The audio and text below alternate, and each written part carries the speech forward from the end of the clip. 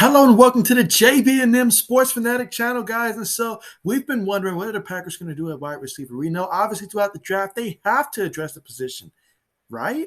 I mean, it only makes sense. I mean, we'll see what the Packers do in this draft. But what we do know is that they are bringing on a nice veteran option here in Sammy Watkins. So, all right, let's go ahead and talk about the obvious here. Sammy Watkins, throughout his career, we know he was a first-round pick, fourth overall by the Buffalo Bills back in 2014. Seems like it wasn't that long ago, but it has been a minute. You know, he was coming out of Clemson, and so he came in with high expectations.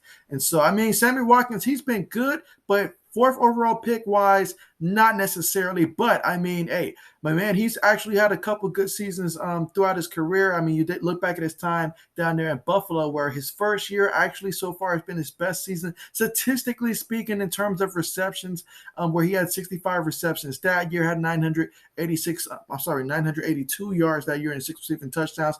Followed that up the following year with 60 receptions for 1,047 yards and 9 receiving touchdowns. That would be the only time so far in his career where he's crossed 1,000 yards receiving, but he had 9 receiving touchdowns that year as well. And so you think about his year in Kansas City, where he actually showed that, you know, if he's out there healthy, he can have a game or two, particularly in the playoffs where he's shining. He's not going to come in here and solve a lot of the problems that, you know, losing a guy like Devontae Adams is going to do. That's why you have those draft picks. You're hoping that they can come in and together as a unit, you know, just be more of a balanced unit. But adding an option like Sammy Watkins on a 1 year, $4 million deal right there for the Packers does not seem like a bad idea at all. It's going to be a matter of, you know, just him being on the same page as Aaron Rodgers. Aaron Rodgers is going to be looking for a top couple targets here. So certainly Sammy Watkins has an opportunity here to come in here and see if he can establish himself amongst these other receivers. But of course, I don't expect the Packers to be done here at receiver, but adding a guy like Sammy Watkins makes you feel a little better about the roster, especially considering